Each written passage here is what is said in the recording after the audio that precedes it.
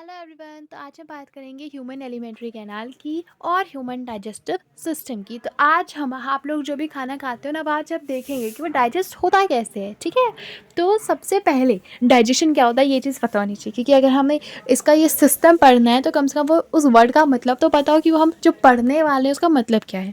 तो देखो, जो डाइजेशन होता है, digestion is a process which break down complex material into simple one. ये एक सिंपल सी लाइन है, ठीक है, इसको डेफिनेशन नहीं बोलेंगे, एक लाइन है जो आपको समझने में हेल्प करेगी। ठीक है, तो देखो, डाइजेशन क्या होता है। डाइजेशन एक प्रोसेस है। कैसी प्रोसेस है? जो ये कॉम्प्लेक्स मटेरियल होता है उसको वो सिंपल में कन्वर्ट कर देती है। ठीक है, मतलब जो कॉम्प्लेक्स मटेरियल है, कॉम्प्लेक्स सब्सटेंस है, उसको तोड़ के सिंपल सब्सटेंस में कन्वर्ट कर देती है, और इसी प्रोसेस को बोला जाता है डाइजेशन। ठीक है, तो अब स्टार्ट करते हैं। तो सबसे पहले जो डाइजेशन का प्रोसेस होता है वो हमारे माउथ से ही स्टार्ट हो जाता है। ठीक है, माउथ में क्या होता है, माउथ में हमारे प्रेजेंट होते हैं सलाइवरी ग्लैंड। ठीक है, सलाइवरी ग्लैंड क्या करते हैं, सलाइवरी ग्लैंड सिक्रीट करते हैं सलाइवा। सलाइवा जो होता है उसमें प्रेजेंट होता है सलाइवरी अमाइलेज। ठीक है, सलाइवरी अमाइलेज क्या करता है, स्टार्च को शुगर में कन्वर्ट कर देता है। थोड़ा सा ज़्यादा था पर इतने सारे वर्ड्स नहीं थे, दो ही वर्ड्स थे। सबसे पहली चीज़ सलाइवा, दूसरे थे सलाइवरी अमाइलेज। और जो इम्पॉर्टेंट है, सलाइवरी अमाइलेज इंपॉर्टेंट है। ठीक है, याद रख लेना, इतना कुछ बड़ा वर्ड नहीं है ये। ठीक, बाकी तो आपको इस डायग्राम में दिख ही रहा होगा कि माउथ का है। ठीक है, ये एक डायग्राम है जो आपके एनसीईआरटी में गिवन थी, यही मैंने उसको ड्रॉ किया है। ठीक, और अब उसके बारे में हम थोड़ा जान लेते हैं कि इसकी ये माउथ तो दिख गया हमें, पर इसका काम क्या है हमारे डाइजेशन में, हम वो सब जानेंगे। ठीक है, इस वीडियो में। तो जो मैंने बताया ना, माउथ में क्या होते हैं, सलाइवरी ग्लैंड होते हैं। सलाइवरी ग्लैंड में क्या सिक्रीट करते हैं, सलाइवा सिक्रीट करते हैं। और जो सलाइवा होता है उसमें प्रेजेंट होता है सलाइवरी अमाइलेज। ठीक है, ये सलाइवा में प्रेजेंट होता है और इसका काम क्या होता है, स्टार्च को कन्वर्ट कर देता है शुगर में। ठीक है, अब देखो, अब माउथ के बाद कहाँ जाता है, स्टमक में जाता है। अब देखो, माउथ से स्टमक में उड़ के तो जाएगा नहीं, उसको कुछ चाहिए होगा जाने के लिए, कुछ रास्ता चाहिए होगा, तो उसी रास्ते को कहा जाता है ईसोफेगस। ठीक है, आपको ये दिख रहा होगा ईसोफेगस। ईसोफेगस का बस यही काम होता है कि वो जो फूड होता है उसको वो माउथ से स्टमक में तक लेकर जाता है। ठीक है, और एक और चीज़ याद रखनी है कि ईसोफेगस में कोई डाइजेशन नहीं होता है। ईसोफेगस का सिर्फ काम है माउथ से फूड को लेकर जाना स्टमक तक।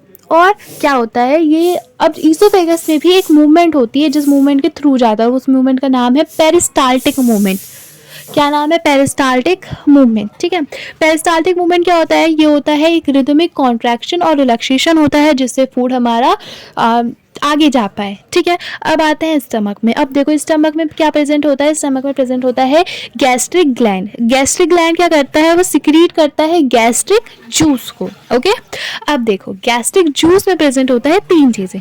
सबसे पहली चीज़ पेप्सिन, एचसीएल, म्यूकस। ओके, अब इन तीनों को जान लेते हैं भाई क्या काम है इनका। तो देखो, जो पेप्सिन होता है उसका क्या काम होता है, ये एक ऐसा एंजाइम होता है जो प्रोटीन के ब्रेकडाउन में हेल्प करता है या प्रोटीन का ब्रेकडाउन करता है। ठीक है, पेप्सिन प्रोटीन याद रखने में इजी है ना, पेप्सिन प्रोटीन याद हो जाएगा, पढ़ना पड़ेगा। तो पेप्सिन का क्या काम होता है, प्रोटीन के डाइजेशन में हेल्प करता है, मतलब ब्रेकडाउन में हेल्प करता है। अब देखो, एसिल का काम होता है, देखो पेप्सिन की एक शर्त है कि वह ऐसे ही नहीं होगा, वह ऐसे ही नहीं प्रोटीन को तोड़ेगा। उसके लिए एक शर्त है उसके पास कि उसको एक एसिडिक एनवायरनमेंट चाहिए होता है। ठीक है, एसिडिक एनवायरनमेंट मतलब कि आप उसमें उसको एसिड मिलना चाहिए, जिससे उसको एसिडिक होना चाहिए चारों तरफ, तभी वो अपना काम कर पाएगा। अब ये कौन करेगा, तो मैंने बताया तो था, स्टमक में प्रेजेंट होता है एचसीएल, गैस्ट्रिक जूस रिलीज करता है पेप्सिन, एचसीएल, म्यूकस। तो एचसीएल क्या होता है, हाइड्रोक्लोरिक एसिड। जो एचसीएल होता है वो एक स्ट्रॉन्ग एसिड है, और ये इसका क्या काम होता है स्टमक में, कि पेप्सिन को काम करने में हेल्प करता है। ठीक है, पेप्सिन का काम होता है, पेप्सिन करता है प्रोटीन को ब्रेक डाउन। ठीक है, अब आपको बताना है कि स्टार्च का ब्रेकडाउन कौन करता है और जो करता है उससे क्या मिलता है। ठीक है, मतलब कन्वर्ट करके आपको बताना है किसकी हेल्प से होता है। अब आते हैं म्यूकस पे। देखो, जो एचसीएल होता है सिर्फ इसका यही काम नहीं होता, इसका और भी काम होता है। जैसे काम होता है ये फूड है उसे मॉइस्चर प्रोवाइड करता है। दूसरा सबसे इंपॉर्टेंट काम होता है कि बैक्टीरिया को किल कर देता है। ठीक है, 2 पॉइंट्स काफ़ी हैं इसके। अब आते हैं म्यूकस पे। जो म्यूकस होता है, म्यूकस का काम होता है, अब देखो जो HCl है, जैसे मैंने आपको बताया, ये स्ट्रॉन्ग एसिड होता है, ठीक है। तो स्ट्रॉन्ग एसिड है, और अगर वो आपकी स्किन पे, देखो जैसे अगर मैंने HCl लिया और आपके हाथ पे डाल दिया, नहीं डालूंगी पर मैं बता रही हूँ, अगर डाल दिया तो क्या होगा, आपसे गलती से लग गया तो क्या होता है, आपका स्किन वहाँ पे जल जाएगा, वो भी अगर ज़्यादा अमाउंट में हो गया तो ज़्यादा जल जाएगा, क्योंकि HCl काफ़ी स्ट्रॉन्ग होता है। तो आप ये देखो कि हमारे वो शरीर के अंदर है, इंटरनल या हमारे HCl घूम रहा है, तो कितना नुकसान कर सकता है ये, पूरे शरीर को, पूरे एलिमेंट्री कैनाल को जला सकता है। पर क्या होता है कि अब HCl है तो उसका समाधान भी होना चाहिए, तो इस वजह से म्यूकस होता है। म्यूकस क्या करता है, ये स्टमक के जो वॉल होते हैं उसको प्रोटेक्शन प्रोवाइड करता है, ठीक है, जिससे वो जले ना। अब देखो पता है क्या होता है, जो हमारा बॉडी होता है, बॉडी ना एक टाइम अडेप्ट कर लेता है। जैसे आप जिस टाइम पे खाना खाओगे, आपको उसी टाइम, अगले दिन मत खाना, और उसी टाइम पे भूख लगेगी। ऐसे क्यों होता है, तो देखो जब आप खाना खाते हो, ऐसा क्यों होता है हम ये तो नहीं जानेंगे, पर ऐसा अगर आपने उस टाइम खाना नहीं खाया तो इससे क्या होता है हम ये जानेंगे, ठीक है, पता होना चाहिए कि हमें जानना क्या है। तो जैसे आप खाना खा रहे हो 4 बजे, फिर उस टाइम पे क्या हुआ, जो आपके सारे जो बॉडी पार्ट्स हैं, जो डाइजेस्टिव सिस्टम है, पूरा अलर्ट हो गया कि हाँ भैया खाना आ रहा है। फिर अगले दिन फिर 4 बजे क्या होगा, उनको पता चल गया था 4 बजे होता है, अभी भी होगा, तो वो सारे अलर्ट हो जाएंगे, जो HCl होगा वो स्टमक में रिलीज हो जाएगा। अब क्या होगा, आपने 4 बजे खाना नहीं खाया, पर HCl तो रिलीज हो चुका है, अब वो क्या करेगा, वो ऐसा तो है नहीं कि नहीं आया मैं चला जाता हूँ, तो वो आ गया है। तो अब HCl आपको पता है वो स्ट्रॉन्ग एसिड है, तो वो क्या करेगा, जो स्टमक में जो म्यूकस होता है वो स्टमक की वॉल को ही खाने लगेगा, स्टमक की वॉल को ही डाइजेस्ट करने लगेगा या गलाने लगेगा, ठीक है। तो इस वजह से आपको एसिडिटी का सामना करना पड़ता है। एसिडिटी हो जाती है ना, जब पेट में काफ़ी जलन हो जाती है, क्यों हो जाती है, कि जब आप टाइम पे खाना नहीं खाते और HCl जो होता है वो आपके स्टमक को इरिटेट करने लगता है, इस वजह से होता है। और इसका हमें वो भी पता है कि ऐसा ये सही कैसे हो सकता है, आप बेकिंग सोडा खा लो, ठीक है, बेकिंग सोडा होता है क्या है, सोडियम हाइड्रोजन कार्बोनेट और सोडियम बाइकार्बोनेट, ये सेकंड चैप्टर में है, अभी हम पढ़ेंगे ये भी आगे, ठीक है, इस वीडियो में नहीं, आगे पढ़ेंगे। अब देखो, अब स्टमक के बाद कहाँ जाता है, हमारा स्मॉल इंटेस्टाइन में जाता है, ठीक है। अब देखो स्मॉल इंटेस्टाइन क्या करता है, स्मॉल इंटेस्टाइन में प्रेजेंट होते हैं इंटेस्टाइनल एंजाइम्स, जो क्या कन्वर्ट कर देते हैं, ठीक है, इंटेस्टाइनल एंजाइम्स प्रेजेंट होते हैं जो कन्वर्ट कर देते हैं, जो कार्बोहाइड्रेट आया है, जो फैट आया है और जो प्रोटीन आया है, जो कार्बोहाइड्रेट है उसको कन्वर्ट कर देते हैं ग्लूकोज में, ठीक है, कार्बोहाइड्रेट को कन्वर्ट कर दिया ग्लूकोज में, फैट को कन्वर्ट कर देते हैं फैटी एसिड्स में, और प्रोटीन को कन्वर्ट कर देते हैं अमीनो एसिड में, ठीक है।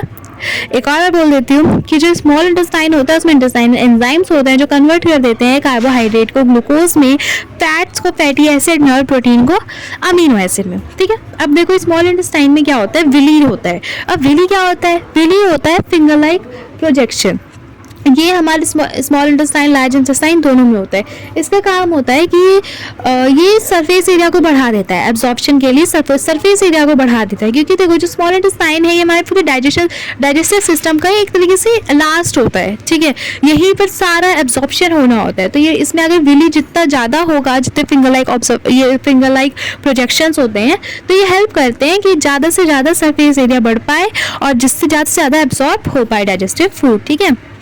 अब क्या होता है, तो हमने कि स्मॉल इंटेस्टाइन में बहुत ज़्यादा काम होता है, क्योंकि मैंने बताया ना एंड होता है इस वजह से।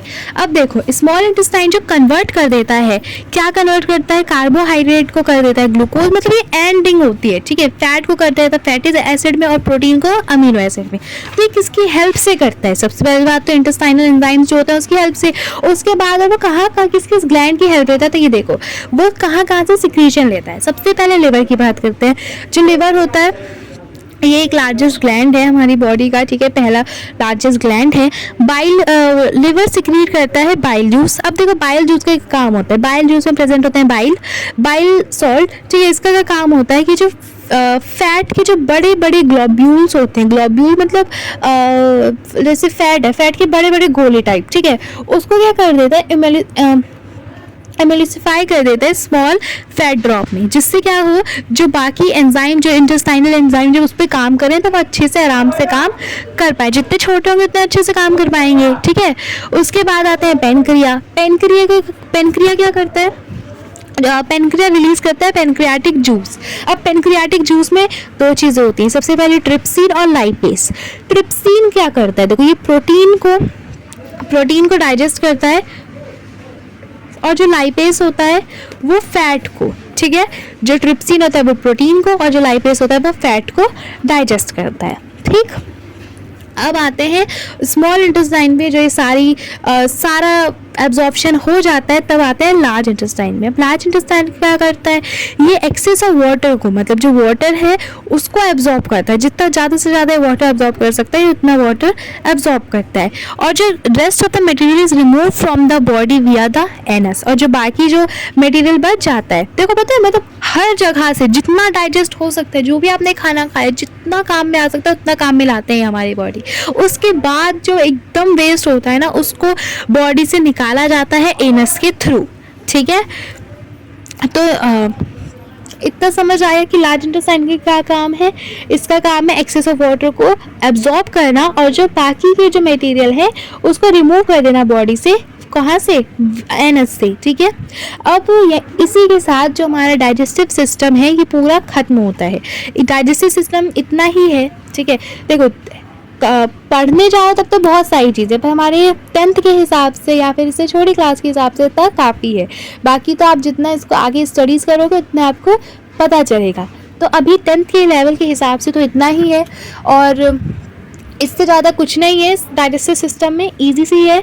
और बाकी आपसे जो मैंने क्वेश्चन पूछा था कि स्टार्च को क्या कन्वर्ट करता है, किससे कन्वर्ट करता है, ठीक है, ये आपको बताना है।